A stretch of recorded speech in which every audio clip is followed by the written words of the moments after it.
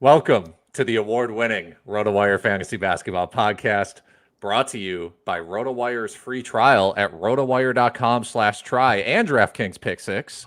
It is Friday, October 4th, 2024. Alex Barutha here with Shannon McEwen and Ken K-Train Kreitz. All aboard!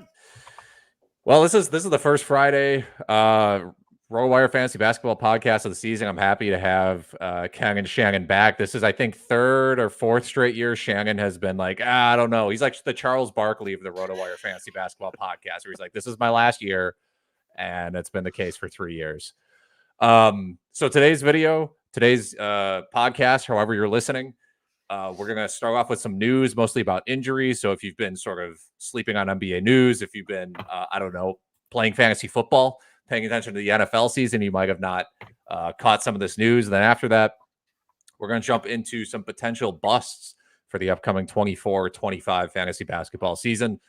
I'm going to kick things off. Fantasy basketball favorite Trey Murphy expected to miss the start of the regular season due to a right hamstring strain. And we all know hamstring injuries can be kind of tricky. So they can say he's out for 3 weeks, but it could linger. Right now, his average draft position, his ADP is 93 on Yahoo, I should say.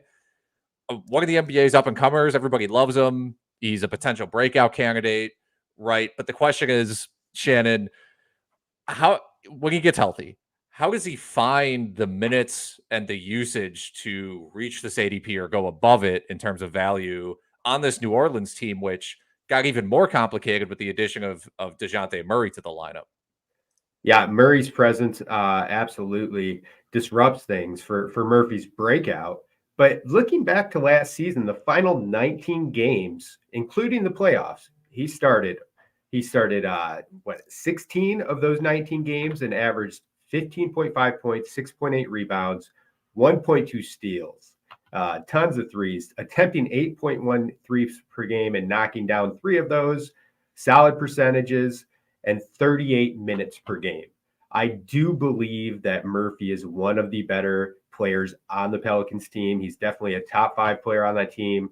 I believe they're also going to play small quite a bit. So even though you have CJ McCollum, DeJounte Murray, Brandon Ingram, Zion, they don't have a center. So you could see Zion play some 5, maybe even Trey Murphy play some 5.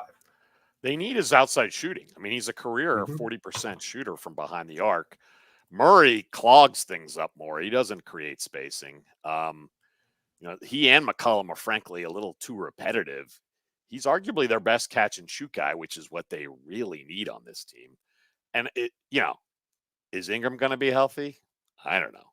I'm starting to worry about that with Murphy too, but they need his spacing in that rotation.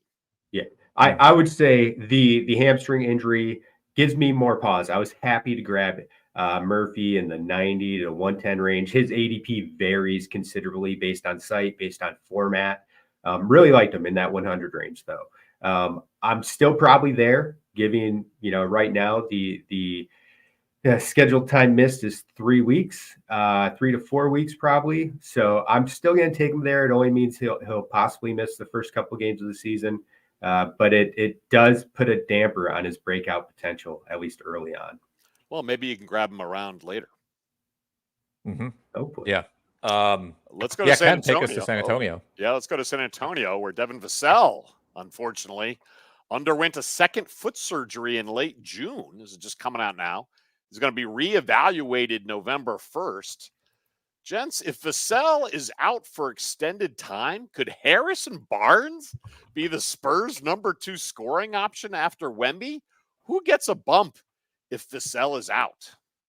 It's not Harrison Barnes.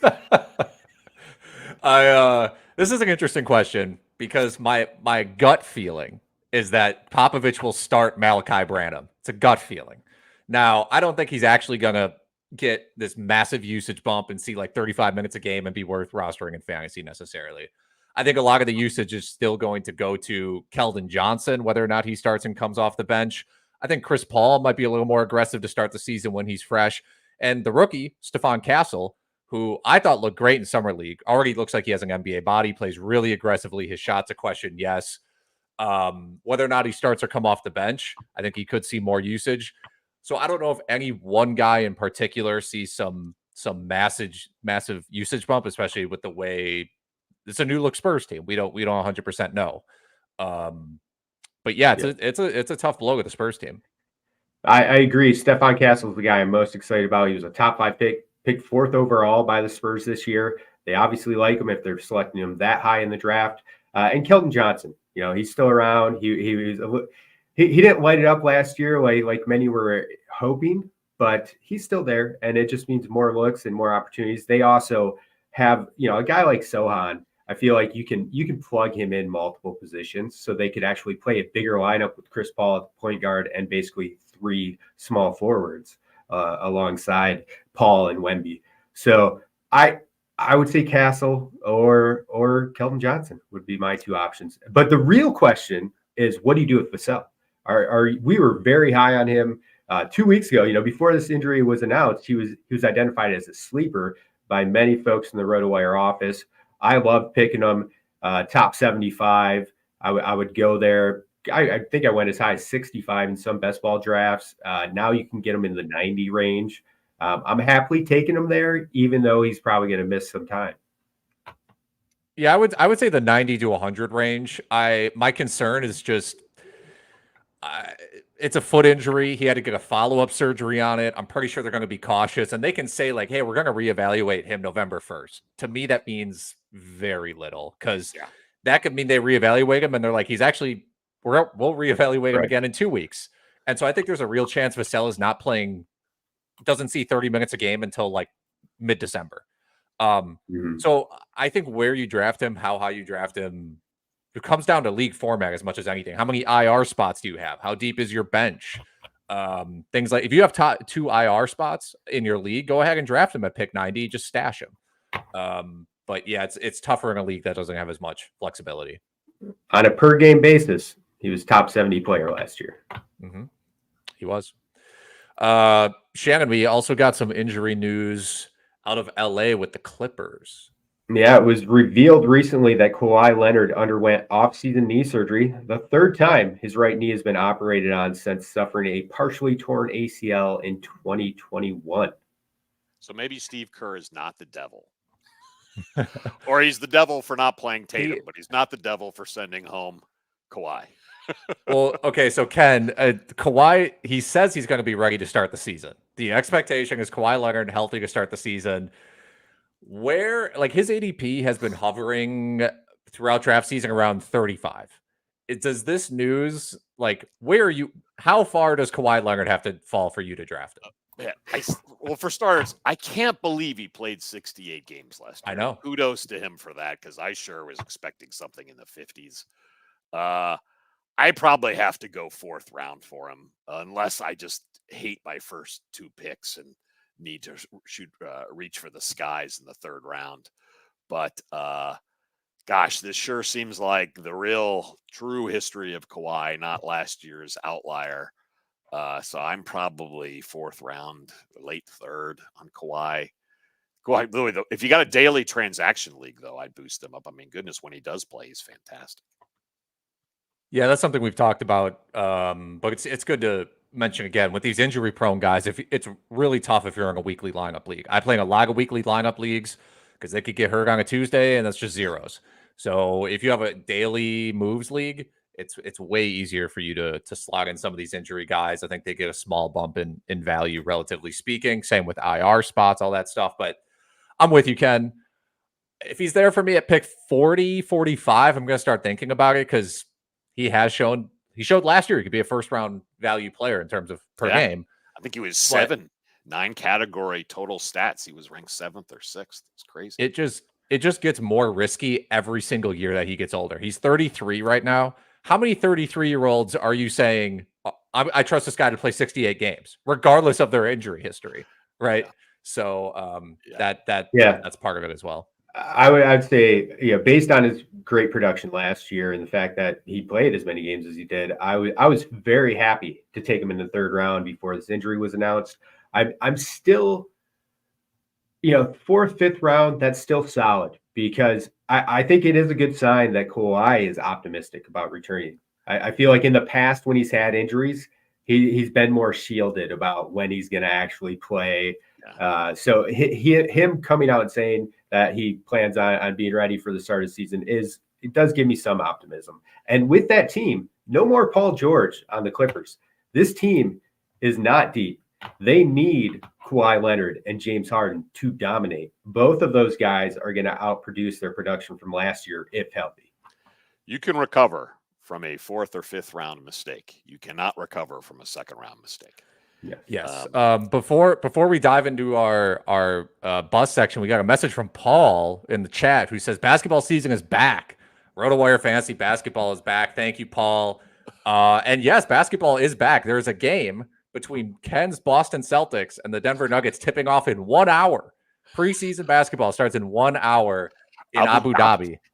And there's also a game later tonight, 9:30, Timberwolves Lakers. So we're going to see some Bronny. We're going to see some, some. Whatever the Timberwolves decide to do with Julius Randle.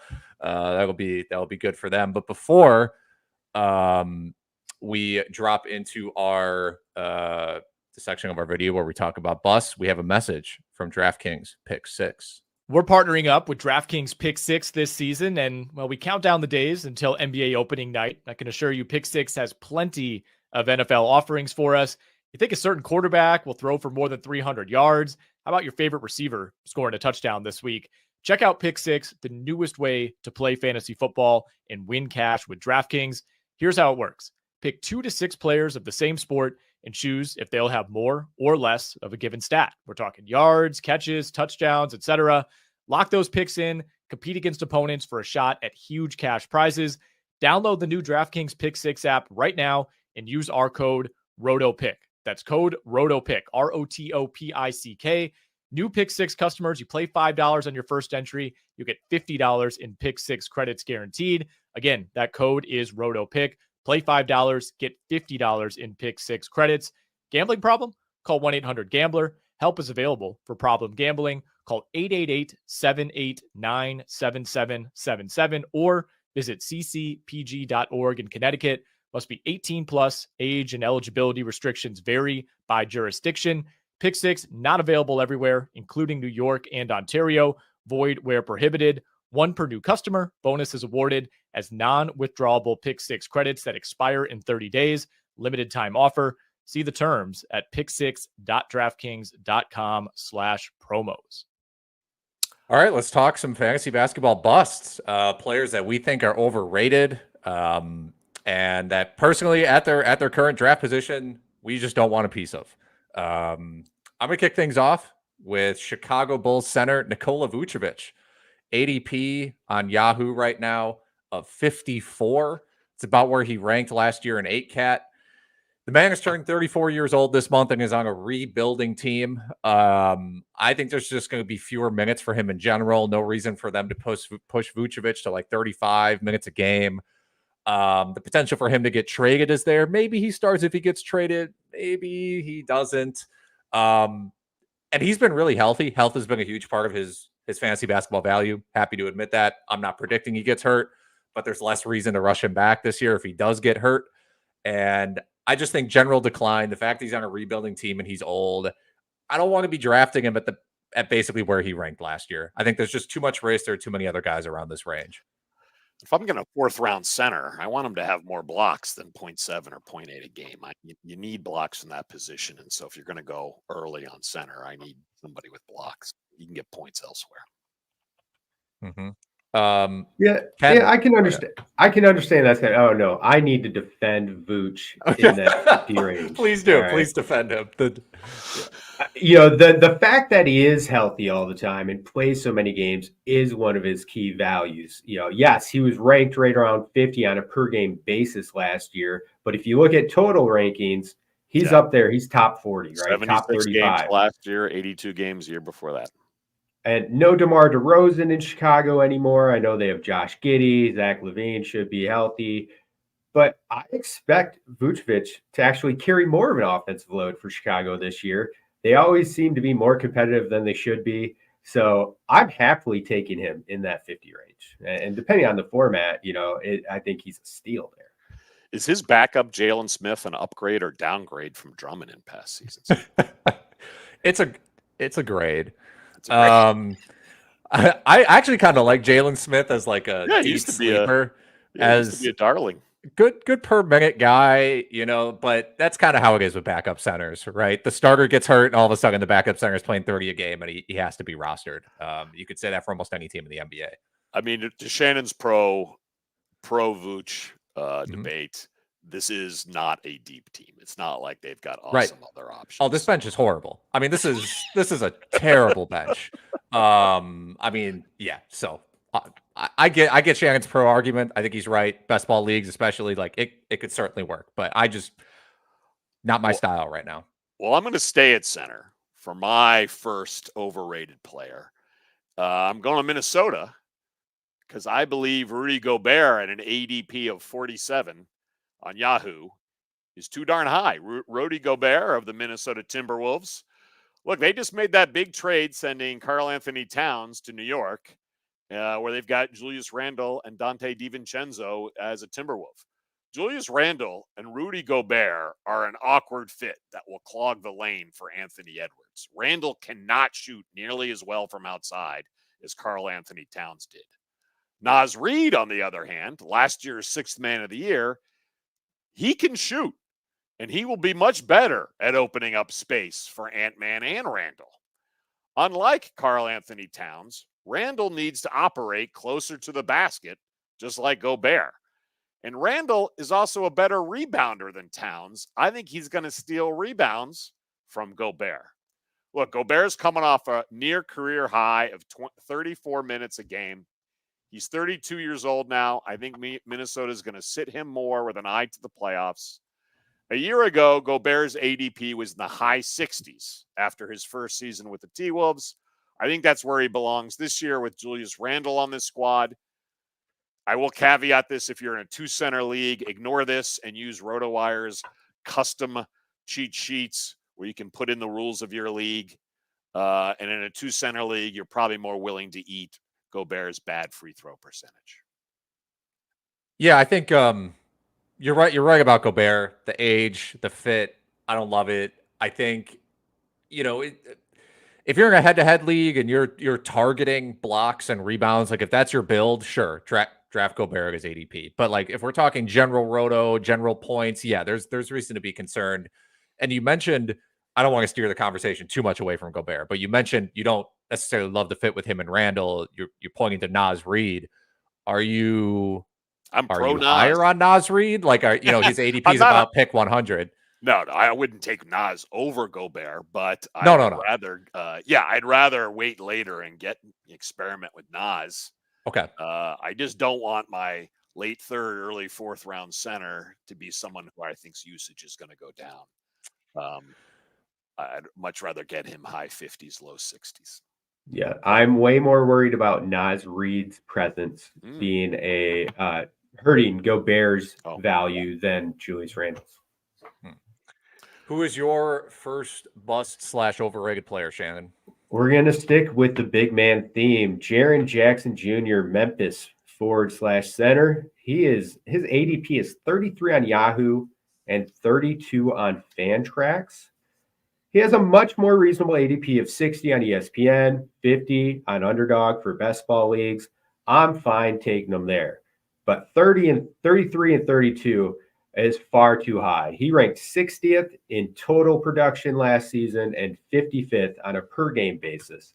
That's with a Memphis team that was shorthanded all year. He and Desmond Bane were supposed to take a step up. Neither one of them really did. They both also dealt with their own injuries. Yeah. This Memphis team is healthier coming into the 24-25 season, and they're deeper than they were last season. They had guys like Vince Williams step up. They drafted Zach Edey. So they're going to be a weird mix. And outside of Morant and Bane and their current draft day cost, I have trouble targeting many other Grizzlies. I mean, they have to be healthier this year. They were a freaking mash unit all season. Yeah. And Jackson was like option 1, 2, and 3 on offense for so much of the season. And there's no way that he gets as much usage this year. Yeah. part of the problem with projecting some guys like Jaren Jackson, I'll throw Myles Turner in this mix too. Their block numbers have fluctuated hugely throughout their careers, and that drives a ton of their value. So Jaren Jackson's a guy who only averaged 1.6 blocks last year. The year before that, three.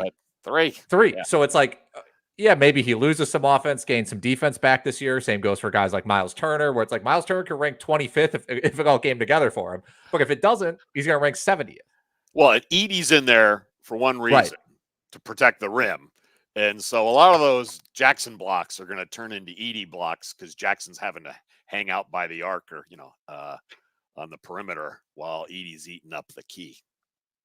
Yeah, the only way Jackson returns value in the 30s is if he bounces back and averages 2.5 blocks per game.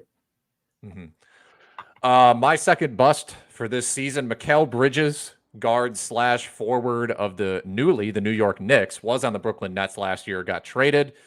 ADP of about 54 right now in Yahoo, same range as Nikola Vucevic. I don't like either of these guys this year. 8 cap per game last year. Bridges was a mid 80s type player.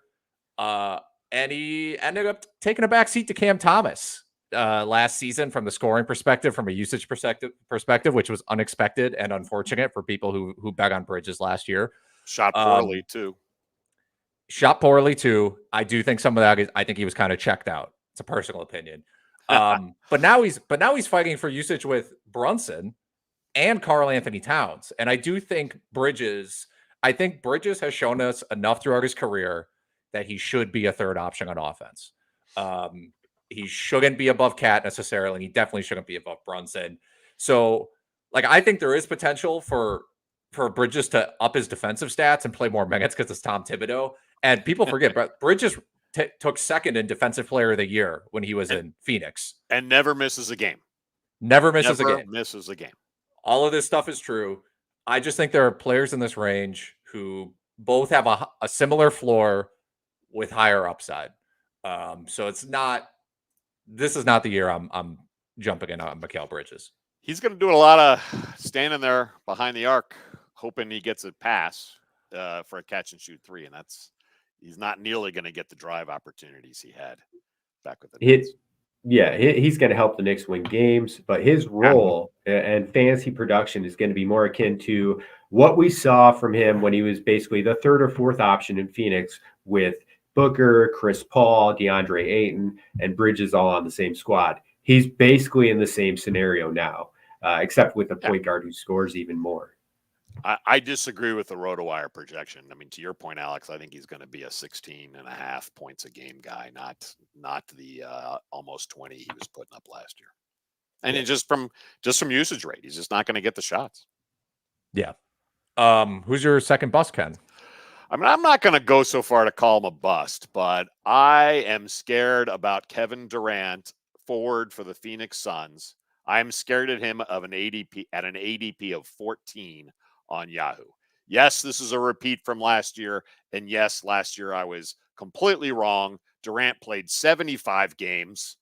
It's almost as shocking as Kawhi playing 68. But he's due to regress to the mean. KD is 36 years old. He played in 47 games in the 22-23 season. He played in 55 games in 21-22. He's coming off a busy Olympic summer. Look, when KD plays, he will be fantastic. That team has no depth. He will have to carry them. This is all about game count. I'd just rather have young studs like Trae Young, Scotty Barnes, or teammate Devin Booker than gamble on Kevin Durant's 36-year-old body. Yeah, this is where I think the end of the first round, really after pick 6 in the first round, it's tough. You have to start thinking about Embiid and Anthony Davis, who are injury prone. Then you get to Durant at the back end of the first, and these decisions are not easy to make. Shannon, I like Durant. I like You're Durant. good. If Durant's going in the 20 range, I'm comfortable taking him there because he can provide first round value. But I agree, taking him at the turn. No, give me Edwards, if he drops there, Trae Young, Halliburton, Scotty Barnes. There are a ton of other options, and obviously, who's available depends on the format. It can change depending on if it's best ball, rotisserie, whatnot. All right, my second bust overrated player is someone who is already mentioned, Julius Randle, Minnesota forward, ADP of 65 on Yahoo and ESPN. That's despite averaging 24 points and about 9 boards last year. He was ranked in the 120 range last year on a per game basis. From a production standpoint, I don't really think I believe he's a better fit in Minnesota than he would have been in New York this year, with Bridges coming to New York, OG healthy, Brunson's breakout. I think Randle was positioned to take a muted role in New York anyways. So I think the move to Minnesota actually helps him, but I'm still not picking him at 65. He's essentially a drain in like 4 or 5 categories, especially the defensive categories, where he averaged a combined 0.8 steals and blocks last year. If Randle drops to 95, 100, sure, I'll take him there, because anyone who averages 20 and 8 or wherever we have him projected is worth gambling there, even if there are holes. But 65, way too steep of a price tag for me. Yeah, I don't see them looking for a lot of rim protection from Randle. Those steal block numbers are going to be a concern again. And I do wonder how motivated he'll be in Minnesota. We'll see. Yeah.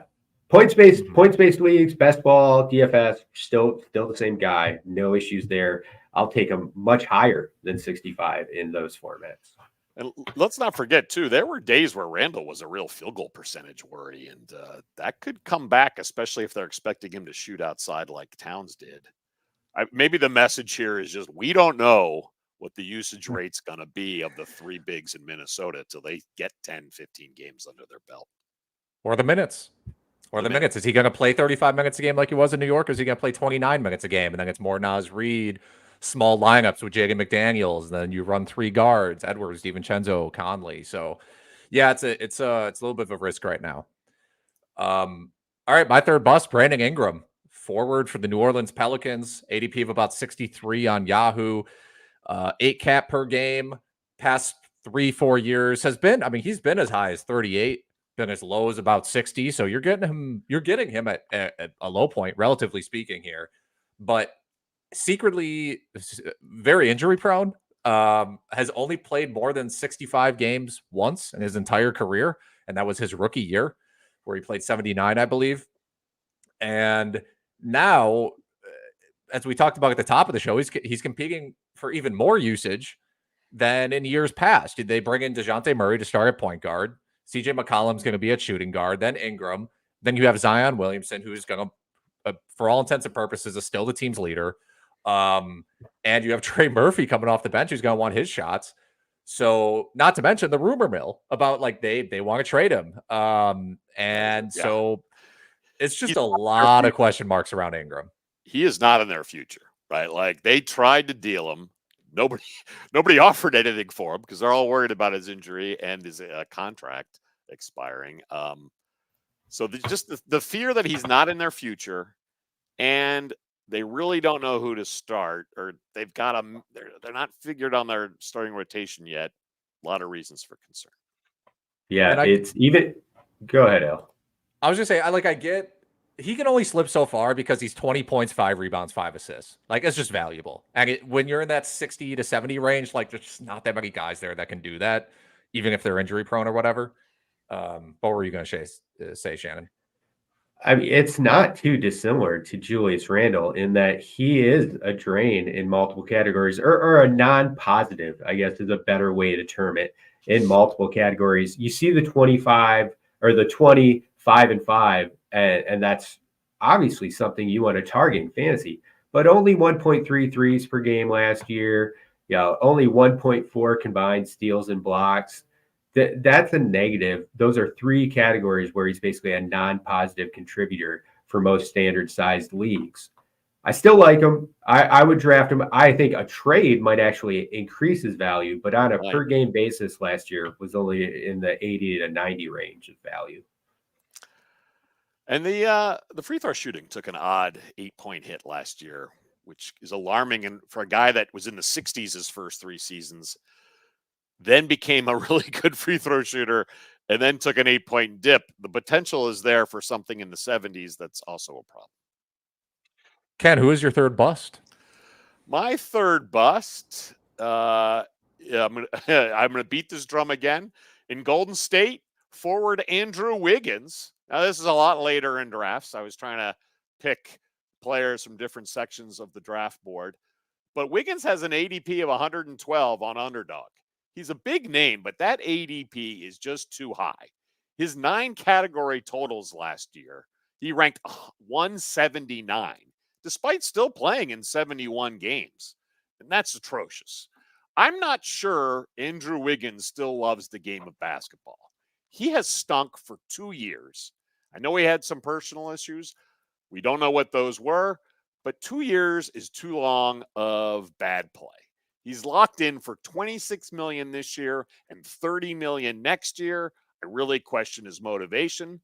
And now he's a poor free throw shooter.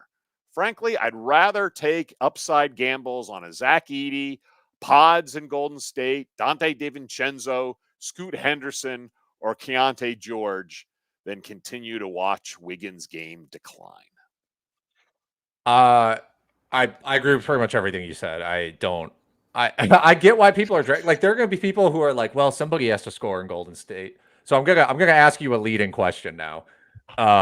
If you think Wiggins is basically done, Clay has left, Curry and Draymond are old and injury prone, are you in on Jonathan Kuminga then?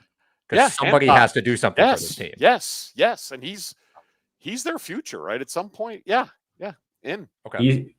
You see that reflected in Kuminga's ADP, especially in best ball drafts. I mean, he's going top 60 on Underdog. Wiggins, I will say, for best ball and specifically the Underdog format, it's basically position scarcity that bumps up his value, his ADP some.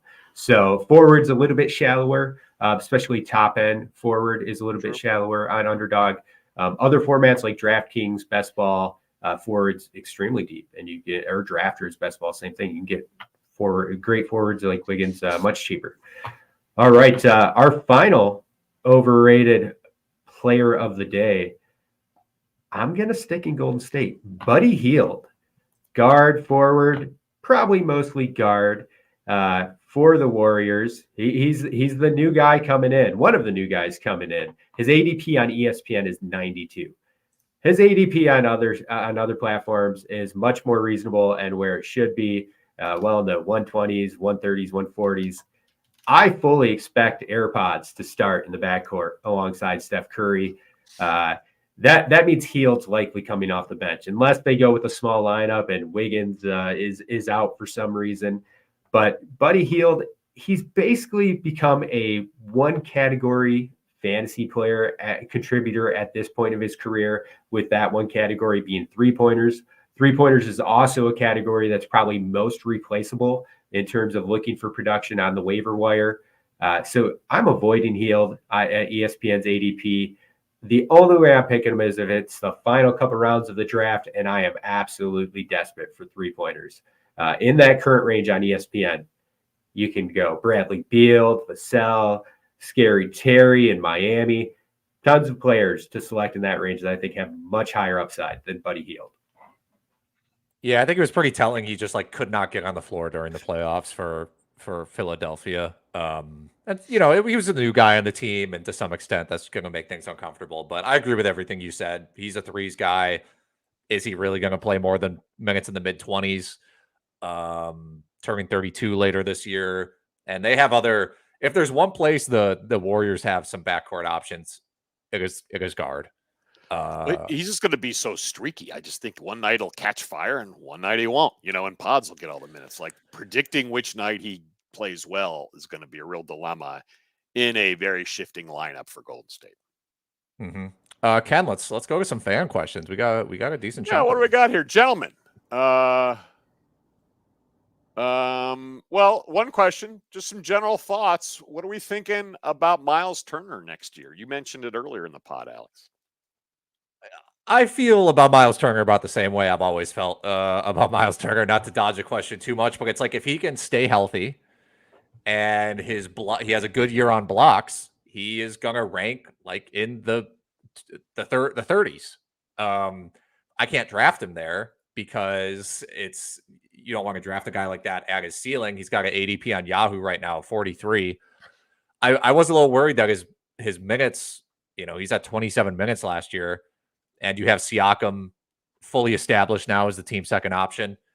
I still have hope about Benedict Mathurin coming in and being the team's, if not third option, like someone who's going to take a lot of usage for them. So, yeah, I feel about him the same way I did last year, which is draft him 40s or 50s. I don't hate that. All right, and this next question's for you, Shannon. Trae Young, is he a first rounder in a Roto 12-team league? 100%, 1,000%, 1,000,000%. Trae Young is a first-round pick this year. I think he is one of the best values in the top 20 picks of drafts. He's going anywhere from his basically his ADP average is about 15, 18 on ESPN, 12, 13 range on Yahoo, 13 on Underdog. I think Trae Young's going to have his best season of his career. DeJounte Murray is no longer there. They need him to carry the load for this Atlanta Hawks team. And next question for either of you. I'm not going to show it because I'm a little concerned about the YouTube name for this fan. I'm not a big supporter of Scott Foster. Anyway, why is Banchero ranked in the 30s? Does Paolo deserve a 30s ranking with his starting status on the Orlando Magic? Yeah, Banchero, cases like Banchero can be tough because a lot of times, as this person mentions, like he's ranked about in the hundreds in per game 8 cap value, for example. The thing is, a lot of these guys, the way the projections work, if you slightly increase just a little bit for all these guys, if you assume some improvement in points and rebounds, assists, maybe you'll shoot some more threes, 2 percentage points up in free throw percentage, guys will jump up like 50, 60 spots. And I think that in combination with like, if you're hot, Banchero looks like like a breakout upcoming star. And, I think he does have potential to meaningfully improve his game. Banchero is essentially, he's very much like Julius Randle and Brandon Ingram. Like we said, you see that great counting stat production, 22, 6 and 6. And you immediately think this guy's a stud. And he is in DFS. He is in best ball. But also the difference between Banchero and Ingram or Julius Randle is Banchero is, he's got a little bit more pedigree than those guys. He is the number 1 overall pick. And that was just a couple years ago. And he's option number 1 on that offense. Exactly. He's entering his 3rd season. He's the clear-cut number 1 option for the Magic. You're hoping to see some more positive development from him, and hopefully he becomes more efficient. Hopefully he becomes a better defensive player and is able to pick up some of those stats as well. Banchero is a walking advertisement for the custom draft sheets on RotoWire because his value so dependent on the format you're playing. He is a free throw scare. First 2 years, low 70% in the association, and he shoots a lot because God bless him, he drives the basket, which is great, but he doesn't hit very well from the charity stripe. Use the RotoWire custom cheat sheets where you get to apply your league settings and playing settings, all the settings, and you'll get a much better value for your particular league for a player like Banchero. But as Scott Foster fanboy points out, pretty good point though. Don't reach on Banchero. Like if he drops in your league, there is some upside there, but there's no reason to reach because of how his production is actually valued. All right. Well, I think that's it for fan questions. What do we got next, Alex? We have your old man rant next, Ken. Shoot. Oh, yeah. Arrgh! Get a haircut. At Philadelphia's media day this week, Tyrese Maxey was asked how he improved his game this offseason for the 24-25 season. He said, quote, "I think the biggest thing for me is I changed my hair and I can see now. I couldn't see before. So if I got in the paint, I was shooting it. But now the hair's not in my face, so I can see. Arg! This is so simple. We could all see the hair in Maxey's face. Why didn't anyone say anything?" This immediately made me think of Elfrid Payton, the Orlando Magic number 10 pick from 2014. I saw CBS Sports made the same comparison. Look, Payton had crazy hair, flopped over his face. He shot 22% from behind the arc and launched many an ugly air ball. He was a bust now in the G League. But Hoopers, cut your hair. Arg. Yeah, I was going to say that was definitely a copy and paste from an old man Elfrid Payton rant. He had that Zoidberg hair. It was like, all right, I like it. Kind of thing. But I thought it was I both loved and shocked by that Maxey quote. And but they have a lot of coaches on Philly. Do you think somebody could have pulled him aside and said, in his defense, the basket doesn't move. He's been playing basketball for 20 years. The players do, Alex. He's the point guard. You gotta set guys up. I'm more concerned about the passing and the player movement on defense rather than like, hey, could Maxey shoot a free throw blindfolded? Because I'm pretty sure he could. Right. If you're like, dude, I was wide open on that drive when they tripled you. You're like, I don't know. All I saw. Like, oh, I didn't see you. No. Cut your hair. All right. That wraps it up for us on the first Friday episode of the season as Ken shows off his NBA Jam shirt featuring Jason Tatum and Jaylen Brown. Thank you for joining us. This is presented by DraftKings Pick 6. Don't forget, rotowire.com/try for the free look behind our paywall. Don't forget to like and subscribe on YouTube if you are watching there. Helps us out a lot. Ken, take us out of here with a quote. Well, I'm with you, Alex, too. Go to rotowire.com/try for some free prep for your upcoming draft. But for our out quote, let's go to Miami and 35-year-old Jimmy Butler.